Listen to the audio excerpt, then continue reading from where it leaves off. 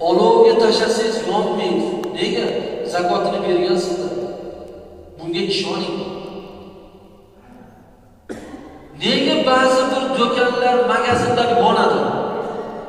O'sha yongan do'konlarda, magazinlarda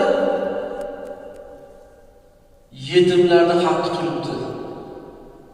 O'sha yonib kul bo'lgan do'konlarda kambag'allarning haqqi turibdi.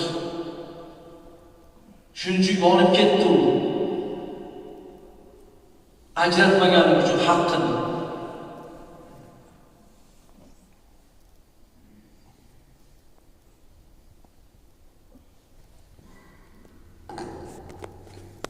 Yana Payg'ambarimiz Hazrat Muhammad sollallohu alayhi vasallam aytibdilar: "Va da'wahu mardawakum bis-sadaqa."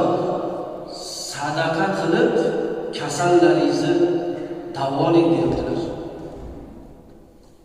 Tuzalmayapti, hech yaxshi bo'lmayapti-da deydi. Yaxshi bo'lish uchun bir jonliq so'yib ihson qiling. O'sha kasal odamning nomidan yetimlarga, kambag'allarga, beva bechoralarga ihson qiling. Deb dorini ichkiz bo'lmasdan kasalga